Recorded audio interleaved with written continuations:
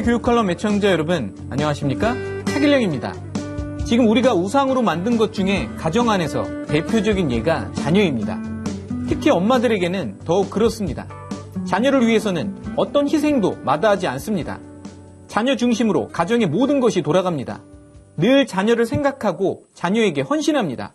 다른 것은 다 아껴서라도 자녀에게 공부를 시킵니다. 자녀에게 모든 걸 올인합니다.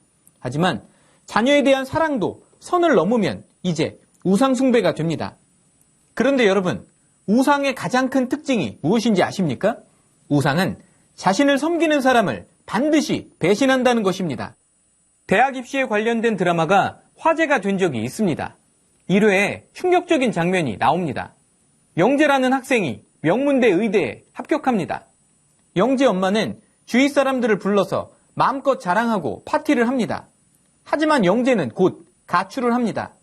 간신히 영재를 찾아낸 엄마에게 영재는 충격적인 말을 합니다. 엄마 아빠의 아들로 살아온 자신의 인생은 지옥이었다고 합니다. 자신은 의사가 되고 싶지 않았다고 말합니다. 그동안 엄마의 무리한 학습 강요와 아빠의 폭력에도 불구하고 이를 악물고 참고 공부해서 이제 원하는 대로 의대 입학증을 주었으니 이제 듣지 않냐고, 이제 자신의 마음대로 살겠다고 하면서 부모와의 연을 끊겠다고 합니다. 다시는 집에 돌아가지 않겠다고 말합니다. 19년 동안 영재에게 모든 것을 걸고 키워온 영재 엄마는 자신을 증오하는 아들의 모습에 큰 충격을 받습니다. 도저히 받아들일 수가 없습니다.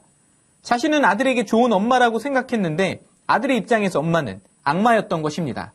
그 후 부부싸움, 화를 참지 못한 남편의 폭력, 결국 영재 엄마는 눈이 오는 날 총으로 자살을 선택해 생을 마감합니다. 우리는 드라마의 주인공들을 TV에서 보면서 거기에 등장하는 부모들의 자녀에 대한 사랑이 정상적이지 않다고 생각합니다. 그런데 문제는 우리의 모습을 보시는 하나님도 우리를 보고 그렇게 생각하실 수 있다는 것입니다. 많은 부모들이 자녀가 좋은 대학에 가기를 바랍니다. 하지만 좀 더 깊이 들어가 보면 실은 자신들의 욕망을 자녀를 통해 분출하려고 하는 것입니다. 자신이 이루지 못한 욕망을 자녀를 통해 실현하고자 합니다. 그리고 그것이 잘 안 되면 자녀를 닥달을 하고 내 맘대로 안 되니까 자녀를 두들겨 패기도 합니다. 그리고 이렇게 이야기합니다. 다 너를 위한 거야. 그리고 스스로도 그렇게 생각하려고 합니다. 스스로도 사랑이라고 여깁니다. 하지만 그 잘못된 마음을 하나님은 정확하게 꿰뚫어 보십니다. 많은 자녀들이 부모의 자아 성취를 위해 이용을 당합니다. 부모는 내가 무엇인가를 받기 위해 자녀를 우상으로 만들어버립니다. 우상의 특징은 거래관계입니다. 내가 무엇인가를 받기 위해 우상에게 무엇인가를 줍니다. 자녀가 우상인 사람들은 자녀가 좋은 대학에 가고 좋은 직장에 취직을 하면 부모인 나의 삶이 의미가 있어질 거야. 사람들이 나를 이제 다르게 볼 거야. 라고 생각합니다. 그래서 지금 가정 안에서 일어나는 문제의 본질은 자녀 교육의 문제가 아닙니다. 자녀와 부모의 문제가 아닙니다. 바로 우상숭배의 문제입니다.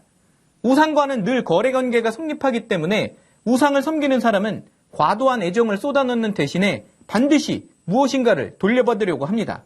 거기에서 많은 문제가 생기는 것입니다.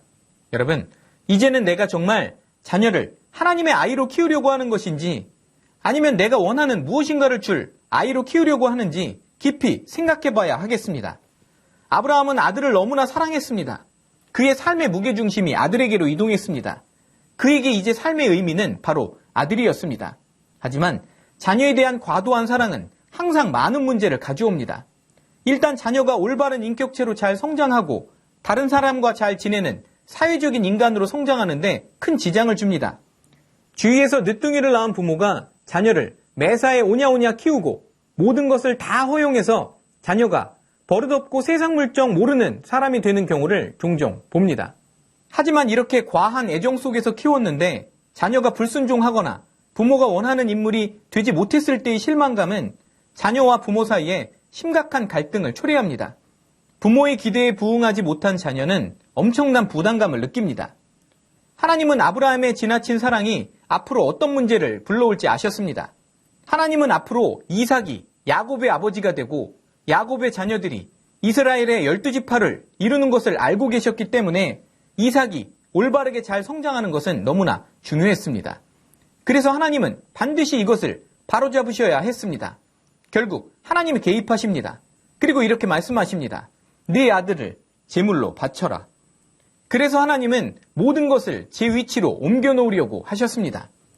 그렇게 하시지 않으셨다면 아브라함은 자신의 상태를 결코 깨닫지 못했을 겁니다.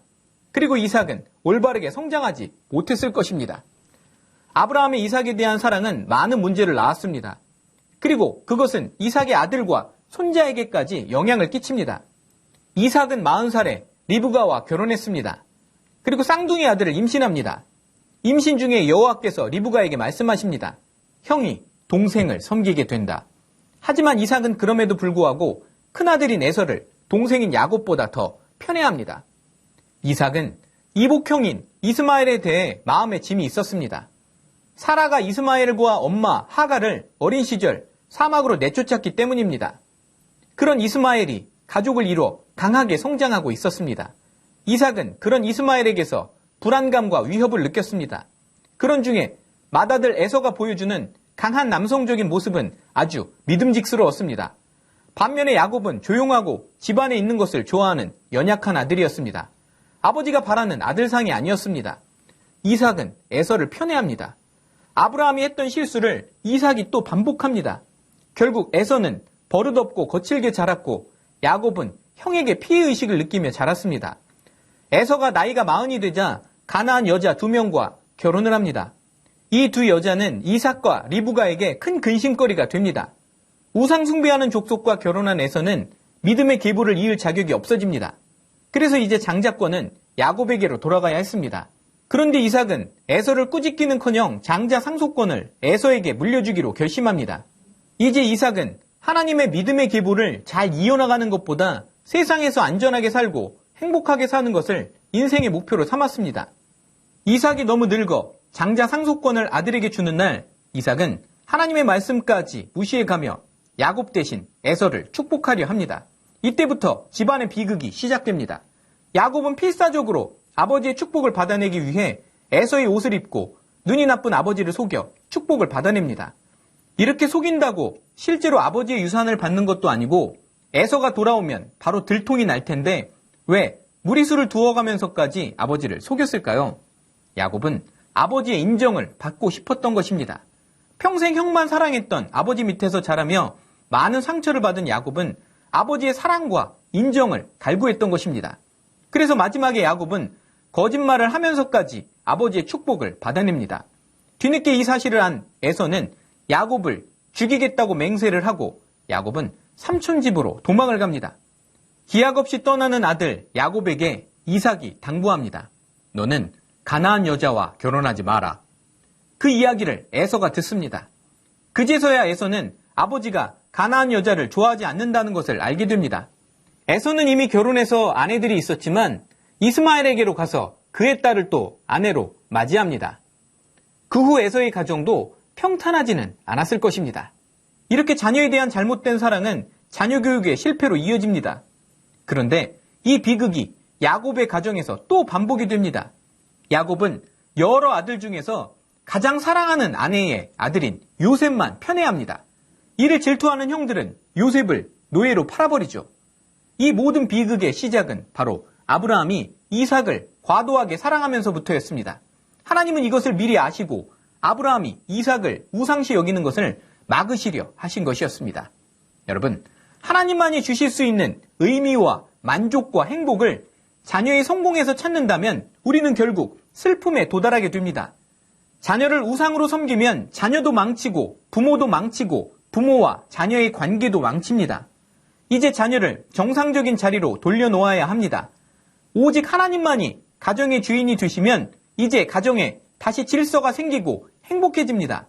지금 무엇보다 가장 중요한 것은 내 자녀 안에 성령님이 계시는가입니다.